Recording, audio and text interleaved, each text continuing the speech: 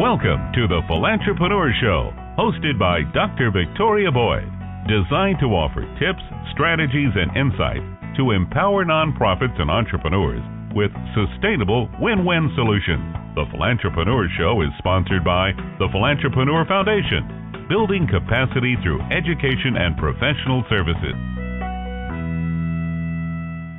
Hello, everyone, and welcome to the Philantrepreneur Show. This is Heidi Anderson, founder of Credit Cares and president of Electronic Commerce International, and my dynamic, wonderful co-host, Dr. Victoria Boyd, president of the Galaxy Group, an author and editor of the Philantrepreneur Journal. We are thrilled to bring you the Philantrepreneur Show, which airs every first and third Wednesday at 8 a.m. Pacific Time. Well, it is March, and I've discovered it's actually symbolic in so many ways, besides bringing in spring and good old St. Patrick's Day, and actually this year Mardi Gras. March is a host. Yeah, March is a host to a lot of national major days: Women's History, Caffeine Awareness. Who knew that even existed? Nutrition, Peanut, Red Cross, Umbrella, Spiritual Wellness, Ghostwriter, and Optimist. I like that one. Not to mention weeks for chocolate lovers, procrastinators, and Potato Chip Day. Oh, dear. Okay, there are hundreds more. They all sound pretty good. More important, they represent movements and or strategies to bring awareness to a serious or humorous topic. So our show does the same thing every first and third Wednesday. We're dedicated to highlighting great people, projects, and organizations that exemplify the philantrepreneur spirit. So, Victoria, what do you think? Should we make Wednesdays Philantrepreneur Day? Absolutely. I think we should have every Wednesday as Philantrepreneur Day, and just make it a movement of our own. You know, it's the hump day for most people who are working during a regular work week. But as Philantrepreneur, I don't think we have a regular work week. I know I work almost 7 days. So, as we embrace so many projects and develop collaborations, we get creative with the scheduling, and nothing is off limits. So, but yes, I want every Wednesday to be Philantrepreneur Day. I don't want just 1 month or 1 day. I want every Wednesday. But speaking of things that are happening here in March, the next edition of the Philantrepreneur Journal should be releasing this month, any day. We're a little bit late because my publisher actually got ill, and so we had to postpone it a week or two. But it should be out within the next few days. And, and mentioning this journal, our guest today is Ralph Stalter. He is one of our column contributors and presented a wonderful series of articles on a great project called the Cultural Corridor Theater Center, or CCTC. He is the chairman of the advisory board leading this $45 million initiative. I met him over a year ago, and his involvement and energy has brought some real life to the project. His background is in theater, and his career is a fascinating mixture of performing arts and computer technology. But why am I trying to explain all this when we have him right here? So let's welcome Ralph, and please say hi to our listener and tell us more about yourself and the journey to this project in Las Vegas. Hi, Ralph. Yes. Good morning, ladies and listeners. Happy Philantrepreneur Day, the inaugural Philantrepreneur Day. I'm really happy to have met Dr. Boyd and gotten involved with this project in the Philantrepreneur Journal. It just happened at a time when I was getting more involved with the Cultural Corridor Theater Center here in Las Vegas, and I've just been in town a little over 3 years, and kind of stumbled on the project just by reading the newspaper and seeing that the city had gotten into a lease with the Las Vegas Shakespeare Company to allow them to take over the building and work on this $45 million capital campaign to purchase, renovate, and rebuild it into a professional venue that would be shared by multiple nonprofit organizations, some performing arts, some other types of nonprofit organizations. So I got involved in an advisory capacity, and I'm still basically doing that. I'm not a member of the board, but now I'm leading the advisory board, which is a little different from the operating board, insofar as we can, give advice and provide services and resources on a little different level than what the operating board does, and we have different responsibilities. But it's a very exciting time for me. I'm very happy to get back into the nonprofit professional theater after being out of it for about 40 years. So that's kind of what I'm doing at this stage of the game. My background, as was mentioned, I got a master's degree in acting from Boston University back in '75, and spent about 18 years right after that in the nonprofit professional theater. Oddly enough, although my degree was in acting, I only spent probably about 10% of my career in acting. The other part of my career was mostly in producing and managing and fundraising for members of the League of Resident Theaters that I worked with. I was involved in managing 3 of those different theaters in my career, and also worked on a national computer project for the performing arts at a time. Ironically, that project came up at a time when personal computers were just starting up. So the Ford Foundation had provided some funds for investigating small mainframe computers. So they set up 3 different projects to do that, and one of them was back in Pittsburgh, where I happened to be the associate producing director at the Pittsburgh Public Theater. So that was an interesting. Well, absolutely. Are you there? You mentioned. Oh, okay. You mentioned LORT, League of Resident Theaters. Give us just a little, because that's a big deal that Las Vegas has now a LORT member. Could you give us a little bit of background on what is LORT? Ralph? I think we lost him. I heard a blip and it got kind of quiet. So hopefully he can dial back on here pretty quickly. Here. Wait a minute. Here you. Okay, let me get it. Here he is.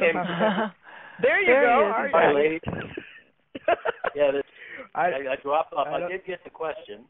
I did get your question. The LORT Theaters.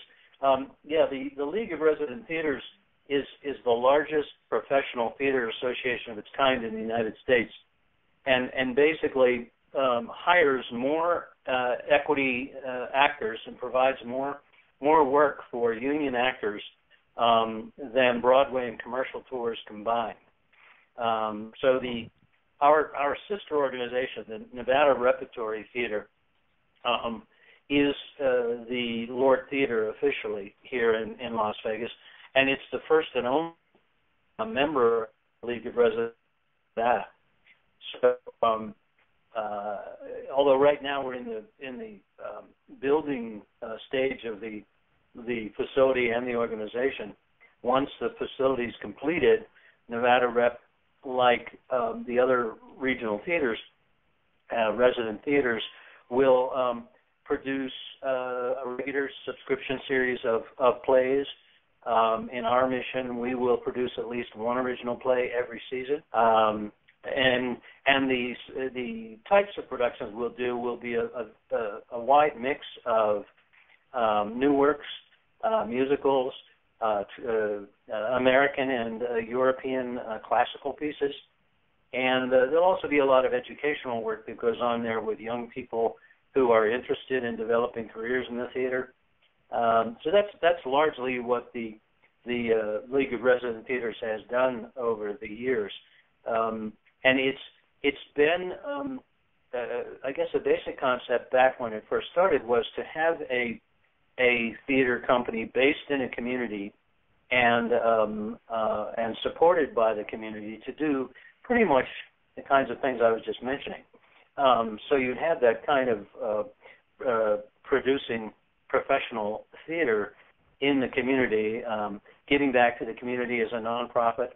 It's always been a nonprofit organization, and all of the theaters are nonprofit organizations themselves. So it's a very valuable resource in the country, and it's a lot of Lord theaters have actually won Tony Awards over the years. Some of them that I had worked with, Trinity Square in Providence.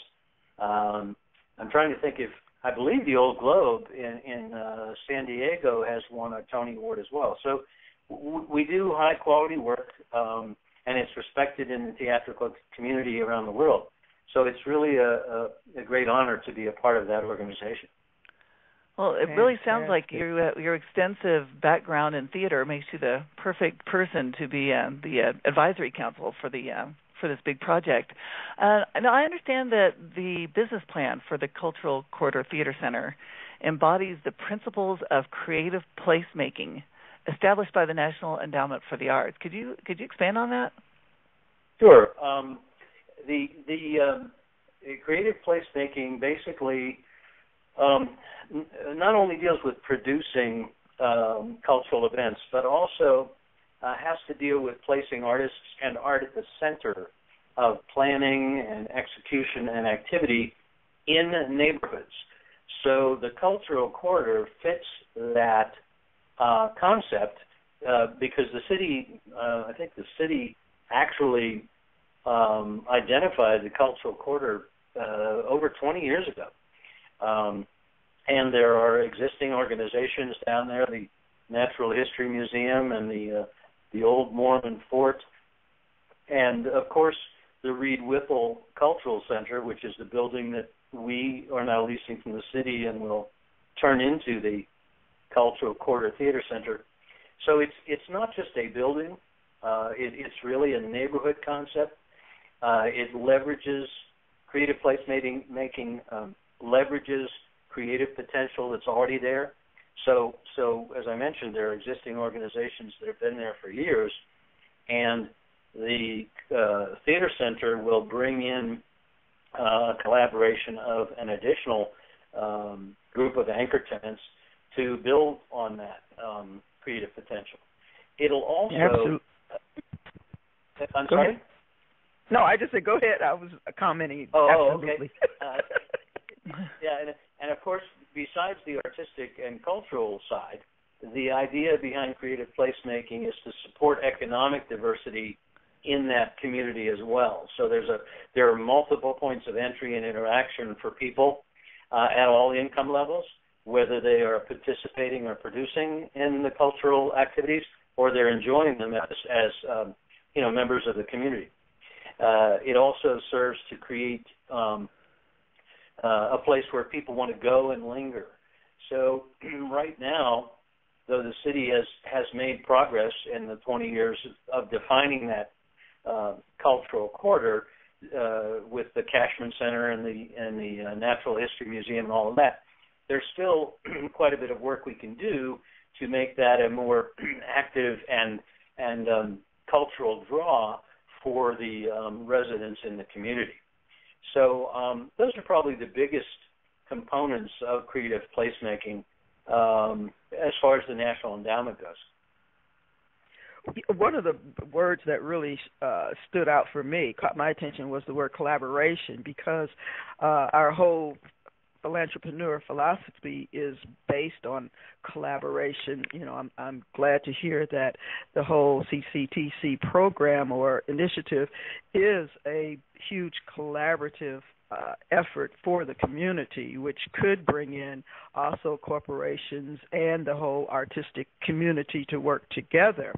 And one of those programs, and that you have a relationship with, is the Veteran Artist Program of New York City.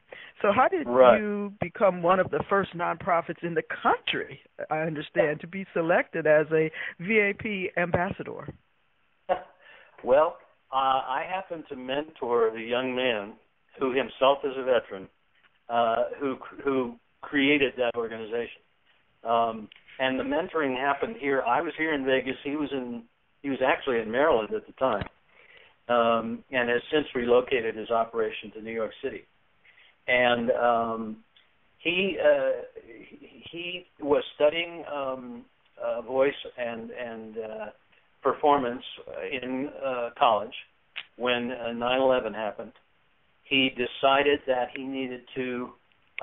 wanted to get involved in the military to do his part, and he actually went into he became a translator of both Mandarin Chinese and Arabic, if you can imagine that combination. Wow. Two extremely difficult languages.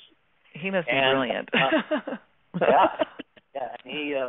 He finished up that work and did some consulting even after his service with the Department of Defense until I believe it was about this time last year. But once he got out of the service, even as he was consulting, he came up with this idea that veteran artists could find an outlet and possibly find work for themselves as artists once they got back to, they finished their service for the country and then came back into the States.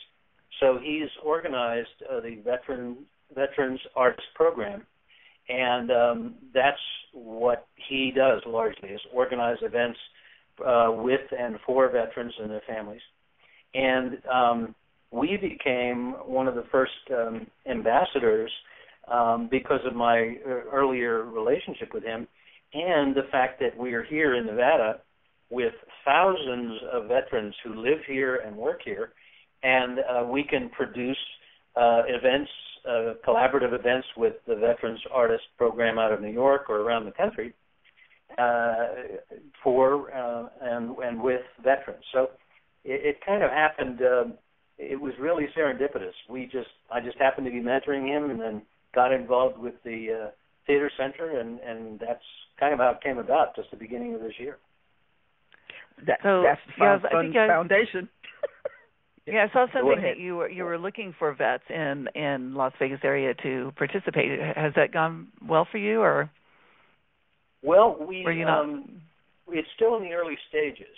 I'm still developing relationships with the veteran service organizations.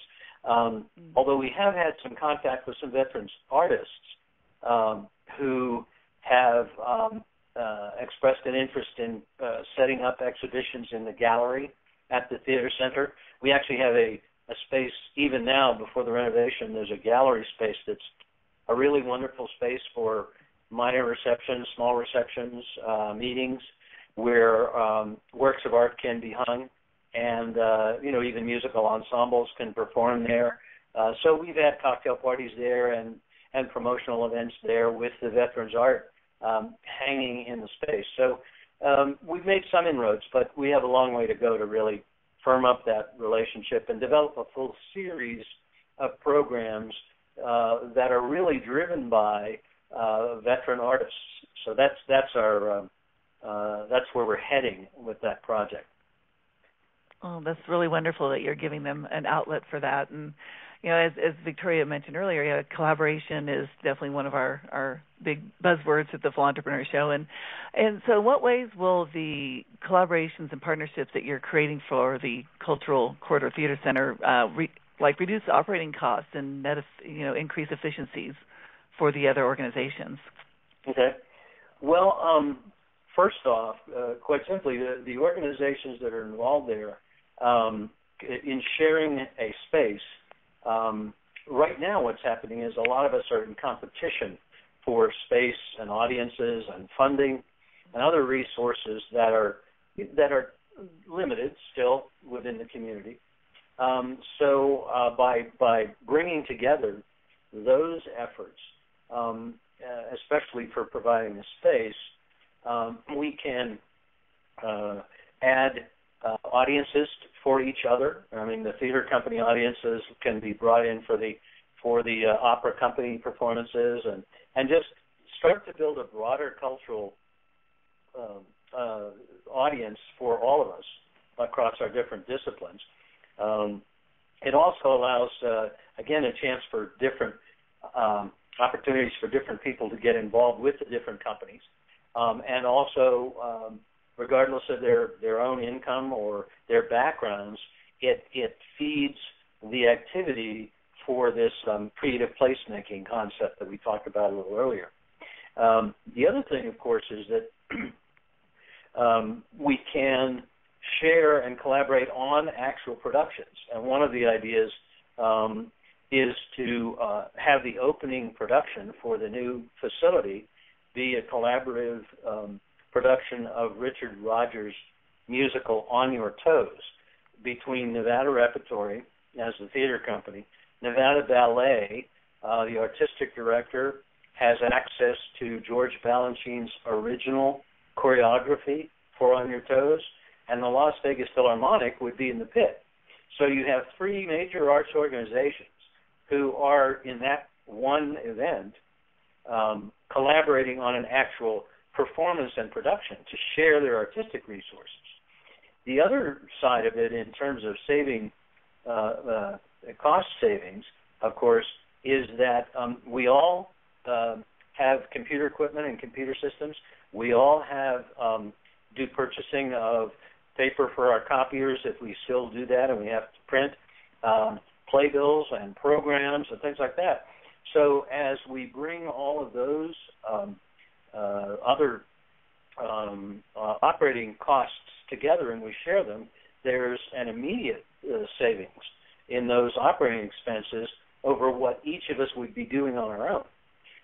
And that, I tend to talk about that as already a money in your fundraising bucket, because right off the bat, when you share those expenses, those funds are money you don't have to. That's right. Cool. So you're breaking up. Oh, there he is. Yeah, you're breaking up, Ralph.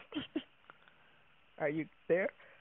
Well, until we can hear him again, what we're going to do, I'm going to segue into our Philantrepreneur tip of the day. It's something we do each broadcast because we love to provide strategies or tips.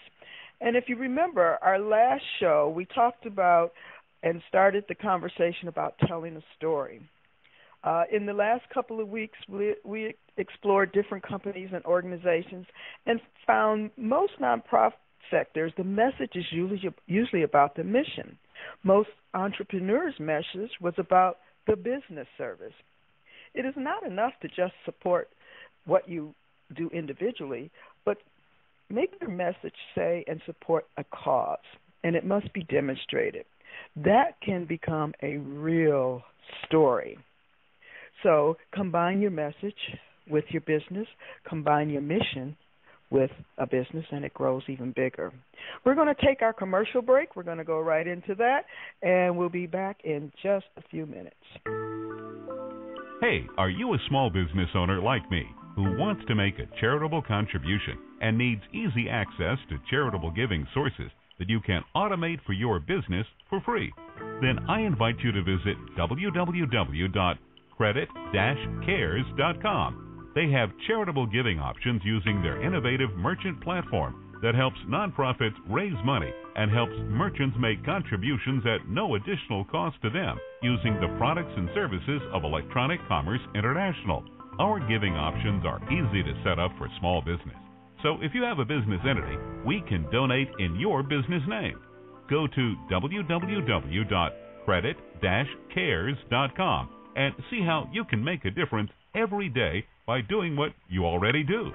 Go to www.credit-cares.com and fill out the form or call 855-782-2737 for more information on how your business can be a difference maker in your community.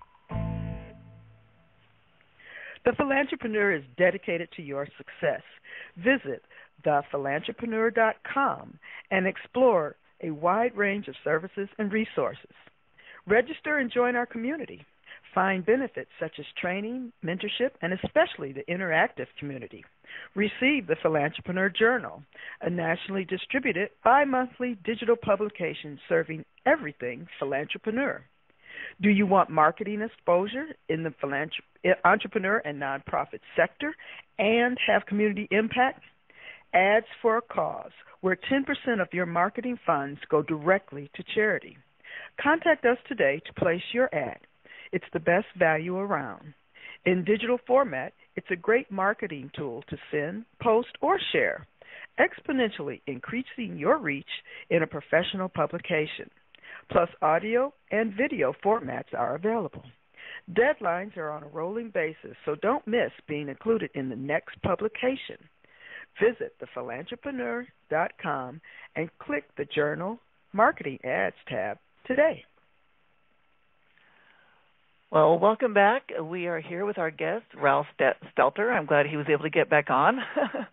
And you often mention for your years growing up in Pittsburgh, we generally don't think of philanthropy, arts, and cultural when referring to Pittsburgh. How did that impact you?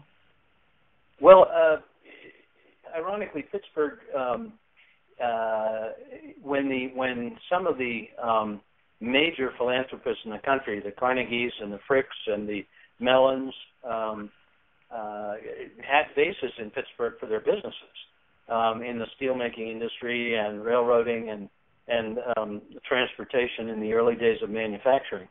And as they made their millions, they decided, even back then, to support philanthropic efforts in Pittsburgh.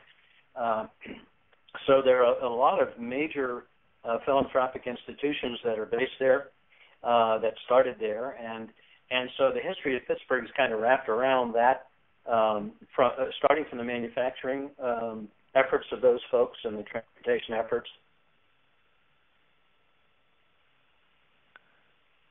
Hello, Ralph? Uh-oh. Okay. Oh, dear. Sounds like we may have lost him again. Oh, no. What is interesting? Yeah, there he is. Okay, there. Are you there? Yeah, I'm just talking away here, and I can hear you. I guess I'm okay. Historic preservation part of Pittsburgh is really pretty remarkable. They and a big difference, kind of a shocking difference for me when I came to Las Vegas, where we tend to implode things and tear things down in the casinos. In Pittsburgh, we tend to preserve a lot of the architecture there, and of course it's an old. It's been around a lot longer than Las Vegas as a main base, and the preservation base kind of for. Ralph, are you on a speakerphone? I'm just going to interject because you are breaking up terribly, and we're getting about half of the words that you're saying. Like maybe every other word. Oh, sorry. Yeah. Is that any better now? Hopefully it will be. We'll see. Keep talking. Yeah. The third aspect of that I find unique to Pittsburgh, at least when I was growing up there, was the corporate social responsibility. A lot of the major corporations had their corporate offices in Pittsburgh, and developed a sense of corporate responsibility in supporting cultural and educational programs for the community, and so I grew up with that. My parents, my father was a physician, and he and my mother did a lot for fundraising at the hospitals and other cultural efforts in town, and I literally grew up with living that kind of a life, even as a young person, volunteering in high school and college there, and that's really ingrained in me the sense of a sustainable and diverse and inclusive society, using those three pillars to support community efforts in culture and education. So that's kind of why I mentioned that. It's a big thing for those of us in Pittsburgh, I guess. Right. Many people don't have that depth of background in the cultural world. So for our listeners, do you have 2 or 3 takeaways that you feel are, really important that you want to share with them? One of them is to basically believe in and depend on the human potential. None of the things we've been talking about would be possible without people who are passionate about the arts or culture or their businesses, and willing to work together in creating positive workplaces or cultural spaces in their communities. So that's the first thing. I mean, everybody's got something to give, regardless of how small or large it might be, and it doesn't have to be financial. It can be totally voluntary, like what I'm doing with the theater companies. The other part, there are two other things, I guess, and they kind of go hand in hand. And never stop learning and expanding your own knowledge and skill set. Although I was in the professional theater 40-odd years ago, when I got back into it here in town, I realized that the technology and the use of technology in researching funding opportunities and reaching out to leaders in the community was much easier than when I cut my teeth trying to do it, 40 years ago without a computer. So in expanding my own computer skills and technology skills and getting support from folks who know how to do that has been very powerful in coming back into the cultural arena. And I always use jazz. I guess this is my final point. I tend to use jazz as an example of collaborating, not only for cultural and creative folks, but even in terms of business. Jazz is based on improv, and it allows creative and even spiritual development for everybody. It's like an ensemble where everybody gets some point in a jazz performance to express a certain degree of individuality in the music, but they always need to come back to that ensemble sharing of the music and creating of the music. So it's kind of a conversation that goes back and forth between the individual and the ensemble. And that's the way I found my work experiences to be productive. You want to be an individual. You want to understand your own skill set, your limitations, your real expertise, but be able to share that and listen and take in other people's input to allow for that collaboration and that ensemble output to be amplified by everybody's individual contribution. So those are kind of the things I'd like to pass along. It's kind of how I go about doing what I do. Those are wonderful, really great tips and great thoughts for us all to take with us into our business days and whether we're doing a nonprofit or for-profit or both. So, Ralph, I'm sure our listeners would love to know more about the CCTC project and all the events surrounding. Where should they look, or how do they find you? Can you give us share your contact information? Sure. The website is cctc.org.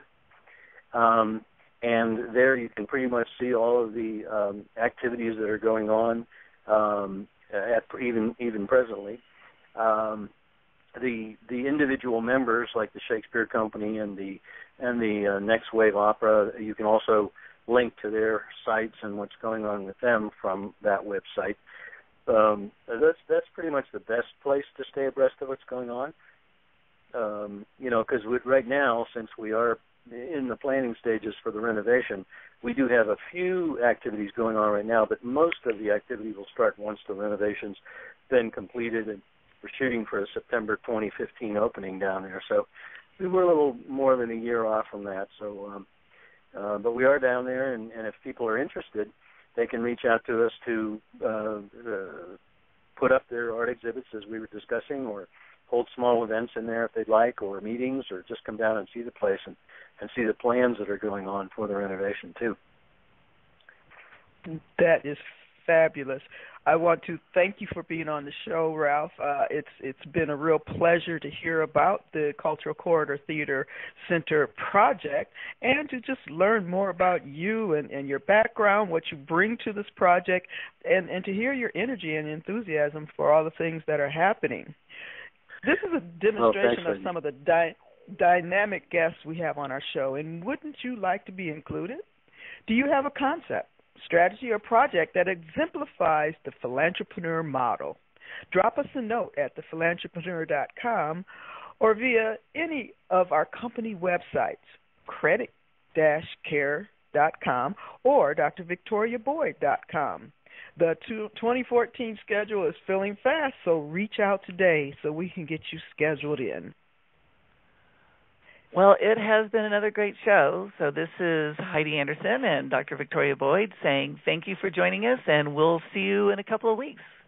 Thank you for tuning in to the Philantrepreneur Radio Show, hosted by Dr. Victoria Boyd. Get involved. Follow us on Facebook and other social media outlets. If you wish to share comments or suggestions or appear as a guest on our show, visit www.thephilantrepreneur.com. Contact Victoria Boyd. Email her at theboyd@thephilantrepreneur.com. The Philantrepreneur Radio Show is a production of and sponsored by the Philantrepreneur Foundation, a 501c3 tax-deductible organization.